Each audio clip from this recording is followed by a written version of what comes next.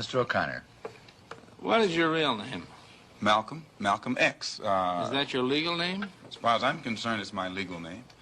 Have you been to court to establish that you are? I didn't have to go to court to be called Murphy or Jones or Smith. Excuse me for answering you this way. That's if all right. a Chinese person were to say his name was Patrick Murphy, you would look at him like he's insane, because Murphy is an Irish name, a European name, or the name that has a Caucasian or white background. And a yellow person, Chinese is a yellow man, and he has nothing to do or no connection whatsoever with the name Murphy. And if it doesn't look proper for a person who is yellow or Chinese to be walking around named Murphy or Jones or Johnson or Bunch or Powell, I think it would be just as improper for a black person or the so-called Negro in this country, as we're taught by the Honorable Elijah Muhammad to walk around with these names. And therefore he teaches us that during slavery, the same slave master who owned us put his last name on us to denote that we were his property.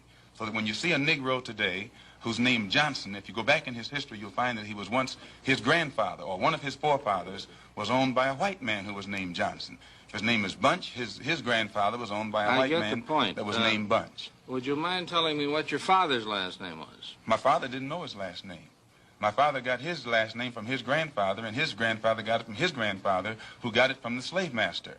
The real names of our people were destroyed during slavery. Was there any line, any point in the genealogy of your family when you did have to use the last name, and if so, what was it? The last name of my forefathers was taken from them when they were brought to America and made slaves. And then the name of the slave master was given, which we refuse. We reject that name today. You mean you won't even tell me what your father's supposed last name was or gifted last name was? I never acknowledge it whatsoever.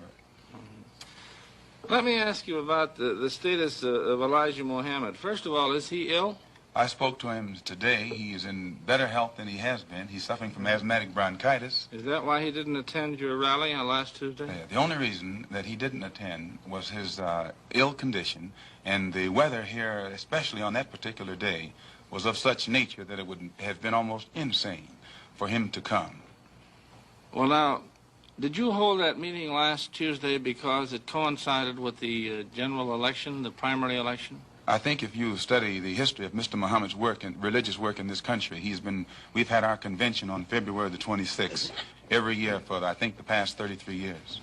Well, now, while you don't care to discuss your former name or the name that the slave master gave to your antecedents, it is a matter of record that Muhammad's last name was Poole, Elijah Poole. No, that's the name that his slave master gave to his grandfather or great-grandfather, but that's not his name. Well, his mother and father thought when they called him Elijah Poole that that was his name. They didn't know any better. Well, if they didn't know any better or not, they thought that was his name. Yes, sir, but sir... Well, what I'm trying to find out is when did he cease to be Elijah Poole and get to be Elijah Muhammad? In 1931, I think it was, in Detroit, he was taught the true history of our people and made aware at that time that he was wearing an English name, and by not being an Englishman, he looked out of place. And his teacher gave him the name that he's wearing today, Muhammad, Elijah Muhammad. All right, now when did he become what he purports to be in your literature, the son of Allah? I've never heard the Honorable Elijah Muhammad referred to as the son of Allah. The prophet of Allah. I've never heard him referred to as the prophet of Allah. What do you refer to him Messenger of Allah. All right, the messenger of Allah, and I appreciate the correction. Yes, he says that a prophet is somebody who predicts the future, and he's not predicting the future, whereas a messenger is someone who carries a message that has been given to him by one who authors that message. Why, now, who gave him the message, and to whom is it supposed to be delivered? Master W.F. Muhammad, the one who taught him, is the author of the message. He gave it to the Honorable Elijah Muhammad, which makes him the messenger. And he's to deliver that message of truth and righteousness to the 20 million American so-called Negroes, which means he's to teach us the truth, which will awaken us, and then show us how to live a life of righteousness, which will automatically qualify us for recognition as human beings by all other righteous human beings here on this earth. Well, now, one other question. With reference to what Mr. Hurlbut asked you a little bit ago, you took a very moderate position of wanting independence without having any hatred for the whites.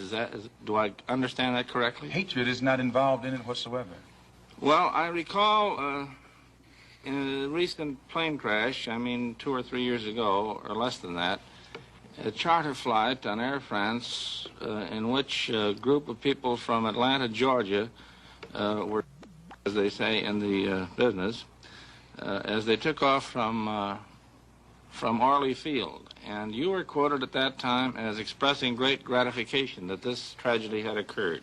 Do you recall that? I recall it. What did you say? Do you remember? The press misinterpreted it and misrepresented it. What did you say? They said that it was made at a Muslim meeting. It wasn't. It was made at a rally of Negroes, Baptist, Methodist, Catholic, and otherwise in Los Angeles, who were rallying to protest the brutal shooting of 7 unarmed Negroes and what did you by say? heavily armed white policemen in the city of Los Angeles.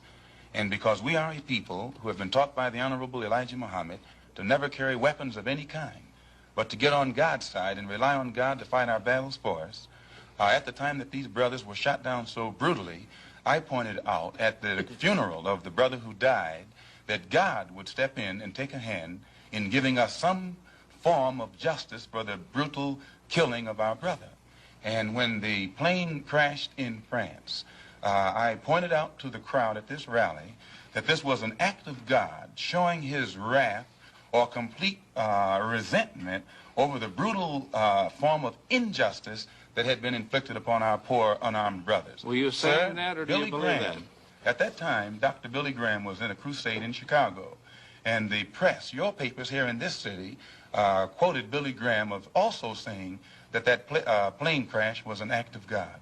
And if you take time to check the newspapers, I think that you'll find that this is correct. But no one thought that Billy Graham was so wrong when he attributed the crash of this plane to his God. But when we say that it come from our God, then we're looked upon as being, outrageous. I know, but you took the position that this was a matter of satisfaction to you for an injustice done against you, and I think that that's a trifle severe. We did not think that it was a coincidence that 120 of the whites on this plane came from the state of Georgia, a state that has the worst record in the history of America for the mistreatment of black people in this country. Worse than Mississippi? They maybe are a little less, Mississippi is a little less hypocritical today than Georgia, but both of them are still practicing the same thing.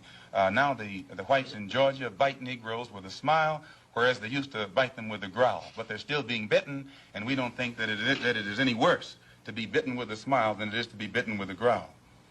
Mr. Calvert. While we're on the subject of Mississippi, what is your organization's position of what happened in Mississippi in the past 6 months? Such as what?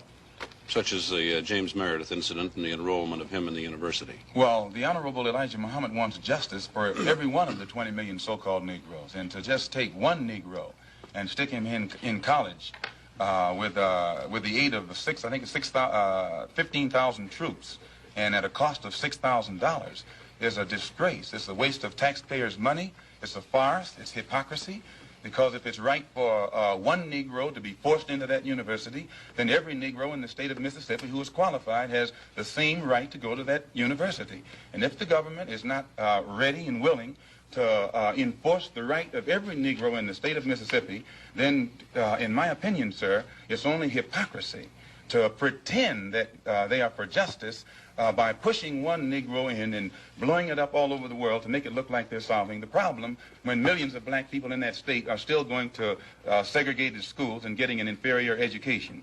Does your organization encourage members to attempt to enter schools that have been known as all white in the past? The Honorable Elijah Muhammad doesn't discourage us from attending white schools, but he does say that it is better for us to go to our own schools, and after we have a thorough knowledge of ourselves, of our own kind, and racial dignity has been instilled within us, then we can go to anyone's school and we'll still retain our race pride, our racial dignity, and we will be able to avoid the subservient inferiority complex that most Negroes have or that is instilled within most Negroes who receive this sort of integrated education.